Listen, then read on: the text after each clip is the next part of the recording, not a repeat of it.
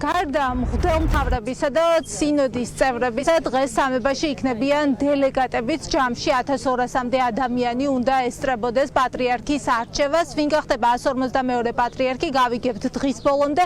მანამდე კი გეტყვით, რომ დღეს იქნება გაფართოებული კრება. გაფართოებულ კრებაზე იქნებიან როგორც სინოდის წევრები, ასევე იქნებიან დელეგატები. დელეგატები იქნებიან მთელი საქართველოს მასშტაბით, ყველა კუთხიდან, ყველა ეპარქიიდან და გარდა ამისა, ეპარქიების გარდა იქნებიან ეკლესია მონასტრებიდან, სემინარიიდან, შესაბამისად ეს ამ ადამიანების რაოდენობა, ვინც სამებაში შიგნით დაესწრება მსჯელობას და შემდეგ უკვე არჩევას, იქნება 1200-მდე ადამიანი. დღეს ჩვენ რამდენიმე მათგანთან შევძელით გასაუბრება. ერთ-ერთი იყო ბიზნესმენი ილაშა პაპაშვილი, რომელიც ამბობს, რომ მომავალი პატრიარქი იქნება მოსაყდრე შიო მუჯირი. მან პირდაპირ დააფიქსირა ეს პოზიცია სხვა დელეგატებისგან განსხვავებით, რომლებიც ამბობენ, რომ ეს არის სინოდის წევრების გადასაწყვეტი. დიდი უმრავლესობა არის სასულიერო პირი, როგორც გითხარით, ეპარქიებიდან დელეგატებს შორის უნდა იყვნენ გარდა სასულიერო პირებისა საერო პირებით და ამ სტატუსით თბილისიდან იყო სწორედ ლაშა პაპაშვილი.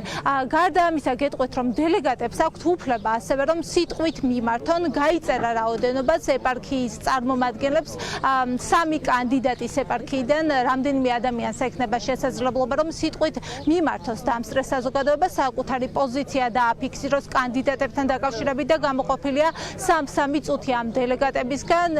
კანდიდატები თავად ისაუბრებენ დაახლოებით 5 წუთის განმავლობაში და როგორც იცით, შემდეგ უკვე იქნება სწორედ კენჭისყრა იქნება ფარული, ამას პირდაპირ ტრანსლაცია ამის არ იქნება მხოლოდ მიმართვები, როგორც გითხარით და ახლა კვლავ გრძელდება მოსვლა როგორც მღვდელმთავრების, ასევე დელეგატების კადრშიც ხედავთ, რომ ნენელა ივსება ტერიტორია სამების ეზო, თუმცა ის ადამიანები, ვინც არიან მოწვეულები ეპარქიებიდან თუ ეკლესია მონასტრებიდან, იქნებიან სამების შიდა ტერიტორიაზე, აქ იქნებიან დედაოებიც, როგორც ხედავთ, ისინიც მოდიან და შედიან, იკავებენ მათთვის განკუთვნილ ადგილს. სხვა შემთხვევაში, სწორედ დელეგატების სიტყვით მიმართვის შემდეგ იქნება უკვე დაიწყება არჩევა. მანამდე როგორც ცნობილია, ისტორიკოსიც გააკეთებს მიმოხილვას პატრიარქის არჩევნების მნიშვნელობასთან დაკავშირებით და დღევანდელ შეხვედრას გახსნის მოსაყდრე შიო. ფიქრობ, რომ ჩვენი უწმინდესის არჩევანი, უწმინდესის გადაწყვეტილება არის შეუტანელი და აუცილებლად მინდა და ფიქრობ, რომ მეუფე შიო გახდება საქართველოს შემდგომი ახალი კათოლიკოს პატრიარქი. მეორე ტურის მოლოდინი გააქვთ? არა მგონია. ყველამ არათუ შემდგომმა პატრიარქმა, ყველა ქართველმა მე ადრეს თქვი სხვა გადაცემაში რომ უნდა მივიბაძოთ ჩვენ უწმინდეს. მეუფე შიო ორი ოდესყარო გითხრათ მის გამიგზაზე. სინოდის სხვა წევრებთანაც გისაუბრიათ მეუფე შიოს დამსახურებებზე, ის რომ ის უნდა გახდეს მომავალი პატრიარქი. არ მქონია მაგის საშუალება და ესეთ თემებზე არ მისაუბრია. ბიზნესმენები ლობირებენო, ასე ამბობდნენ, მათ შორის სინოდის წევრები. არა მგონია ბიზნესმენები, მე მგონი მხოლოდ მე ვარ აქ დღეს სტუმრად მოწვეული. სულ რამოდენიმეა ხელზე ჩამოსათვლილი, ამიტომ არ არის მართალი რომ რამის ლობირებენ ბიზნესმენები. უპირველეს ყოვლისა ნახევარი საუკუნე ეს თემავლინის მოწვევა ყოფილი ვარ და როგორც ისტორიული, ასევე დიდი ერის შემდგომ დიდებული ერის დასწრისი იქნება ჩვენ ღრმა წელს. ერისა და შვიდობის და ღვთის სიყვარულის. ეს დღე მნიშვნელოვანია. სრულად საქართველოს კათოლიკოს პატრიარქს ვირჩევთ. მე ვფიქრობ, ის ვინც სინოდმა გამოარჩია, უხერხული იქნება მე ვილაპარაკო, წარმატებები მინდა უსურვო.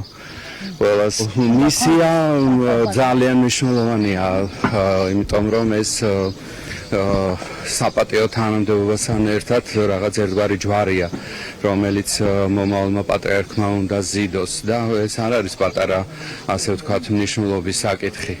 არა ახსოვს ასეთი ეგვიპტელ თავრებს, ესე პირველი შემთხვევა 50 წლის განმავლობაში ეს ისტორიული და ჩვენს ნერვულად სასულიერო პირები, იმიტომ რომ პირველად ასეთ დიდ ისტორიულ ღონისძიებაში პირველად იღებს მონაწილეობას და შეიძლება ცოტა ემოციურად. რომელი ეპარქიიდან ბრძანდებით? მე საქართველოს საპატრიარქოს წარმომადგენელი ვარ ყაზახստანში. ძალიან დიდი მნიშვნელობა, უაღრეს დიდი მნიშვნელობა ჩვენი ერისთვის და ჩვენი ქვეყნისთვის.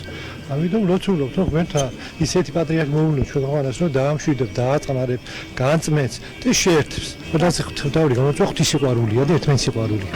ეს თუ არ გვექნება, თუ ჯურით არ ვიცხოვრებთ, არა, მაშინ თუ რას ერთმანეთის წრობაში ერთმანეთის შუხში ვიქნებით. ჩვენ ჩამოცულებია როგორც განაწესი როგორც იყო ისე ჩვენ ზუგდიდში ეპარქია ითარდება და გაგათა ერთი მონასტერი და ორი ადამიანი არის. შეიძლება მოხდეს მეორე ტურის არ არის ამაში არა ტრაგედია არ იქნება არაფერი დახურული კენჭის ყრა არის და მე ასე რომ გამორიცხული არაფერი არ არის მაგრამ ყველაფერი კარგად დამთავრდება ამაში დარწმუნებული. ვინ უნდა იყოს პატრიარქი? ვინც უფალს სადია ის იქნება პატრიარქი. დღევანდელი დღე არის ისტორიული საქართველოს რეალობაში გადამწყვეტი ჩვენი ქვეყნისთვის, ჩვენი ერისთვის. მოწმე ქალთა საზოგადოების წარმომადგენელი გახლავართ იმერეთის ქუთაის გაინათის ეპარქიაში და როგორც საერო პირს მომეცა შესაძლებლობა რომ მივიღო ამ დიდ ისტორიულ ფაქტში. თვლი რომ ჩვენ დღესდღეობით ვართ დიდი არჩევის წინაშე. მე მგონი ახლა კადრში ხედავთ რომ მღვდელმთავრები კვლავ მოდიან მეუფე სვიმეონს ხედავთ კადრში ახლა ავტომობილი დაეფარა მის კადრს თუმცა როგორც გითხარით წმინდა სინოდის ჯერჯერობით სრული შემადგენლობით სამების საკათედრო ტაძარში არ იმყოფება მღვდელმთავრები მოდიან რადგან როგორც ვიცით საორგანიზაციო შეხვედრა იყო დასაწყისში მანამ სანამ კრება გაიხსნება და ამის შემდეგ იქნება უკვე ღია გახსნა, რომელსაც პირდაპირ ეთერში მაყურებელი თვალს ადევნებს და ამის შემდეგ უკვე დაიწყება ფარული კენჭისყრა. თუ სურვილი ექნება მეუფეს, შესაძლებელია მცირე კომენტარიც მოვისმინოთ. მეუფეო, გამარჯობა, გთხოვთ მობრძანდეთ და რამდენიმე სიტყვა გვითხრათ დღევანდელი დღის მნიშვნელობაზე. ნახეთ რომ მეუფე სვიმეონს ამ ეტაპზე სურვილი არ ჰქონდა პოზიციის დაფიქსირების, გარკვეული ნაწილის წმინდა სინოდის წევრების ასე შედიან სამების საკათედრო ტაძარში პოზიციას არ აფიქსირებენ, ნაწილი საუბრობს მედიასთან, რადგან ბოლო 50 წლის განმავლობაში საქართველოს ისტორიას არ ახსოვს ასეთი დღე, როდესაც ქართული ეკლესია ირჩევს პატრიარქს. მანამდე კი რა ხდებოდა? ჩვენ თეოლოგებს ვესაუბრებთ, რომლებიც თვალყურს ადევნებდნენ მიმდინარე პროცესებს, როგორ მოვიდა ბოლო დაახლოებით თვენახევრის განმავლობაში საქართველოს ქვეყანა პატრიარქის არჩევნებამდე, მათი შეფასებით იყო ჩარევებიც, იყო ზეწოლებიც, მათ შორის ჩარევებზე და ზეწოლებზე საუბრობენ კანდიდატები პატრიარქობის. მეუფე იობმა პირდაპირ თქვა, რომ ჩარევის ერთ-ერთ მაგალითად ხედავდა სამთავრობო მედიის პროპაგანდისტულ გზავნილებს, გარდა ამისა საგარეო ჩარევებზეც ისაუბრა, თუმცა კონკრეტიკისგან ამ ეტაპზე თავი შეიკავა და ასევე თეოლოგები ამბობენ, რომ ის რომ რუსეთს ინტერესი აქვს, ეს ბევრი რამით დაფიქსირდა, მათ შორის საგარეო დაზვერვის სამსახურის განცხადებით, რომელიც პატრიარქის გარდაცვალებიდან მალევე გავრცელდა მათი განცხადება და კონკრეტულ მღვდელმთავრებზე საუბრობდნენ, ვისაც მათ სურვილი არ ჰქონდათ, რომ ქართული ეკლესია ჩაბარებოდა. ეს იყო მეუფე გრიგოლი, ვინც ახლა ერთ-ერთი კანდიდატი არის და ასევე საუბარი იყო მეუფე აბრაამზე, თუმცა მეუფე აბრაამს 77 წლის არის და შესაბამისად ასაკობრივი ზღვარი იყო, რაც ზღუდავდა რომ კანდიდატი ყოფილიყო. ახლა კიდევ ერთხელ ხედავთ კადრში ერთ-ერთ მღვდელმთავარს და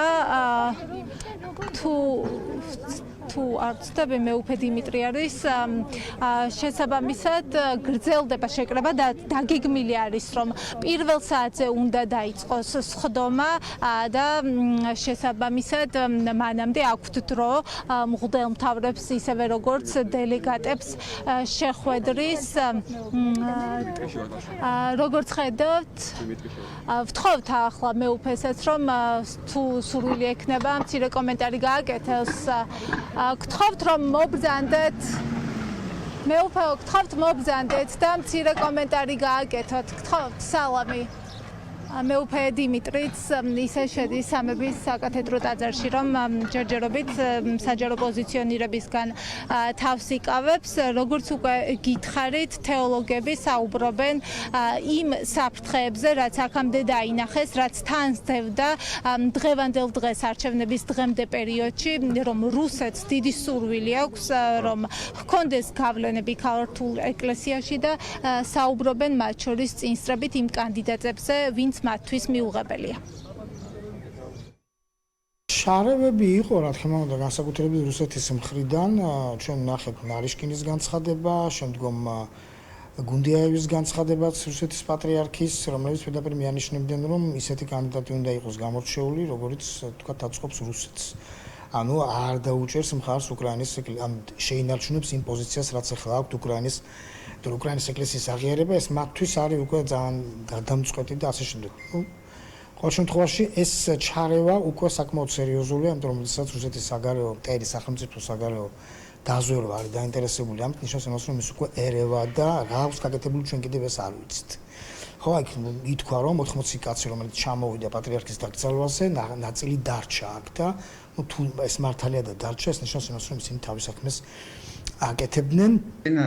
პატრიარქს ქონდა თვისება წინააღმდეგობების პირობებშიც განესაზღვრა გარკვეული ტიპის, ასე ვთქვათ, არჩევანი და ეს მან მის ერთ-ერთი მთავარი მიღწევა მართლაც არის ავტოკეფალიის, ასე ვთქვათ, დაბრუნება და აღდგენა ფორმალური, ანუ იურიდიული თვალსაზრისით. თორემ მანამდე ჩვენი ეკლესია თავის თავს თავად მართავდა კიდევაც.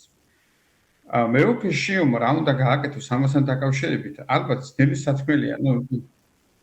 ანუ მომავალმა პატრიარქმა აუცილებლად უნდა გამყაროს კავშირები ხმელთაშუა ზღვის, ანუ დასავლეთის ქრისტიანობასა, მართლმადიდებლობასთან.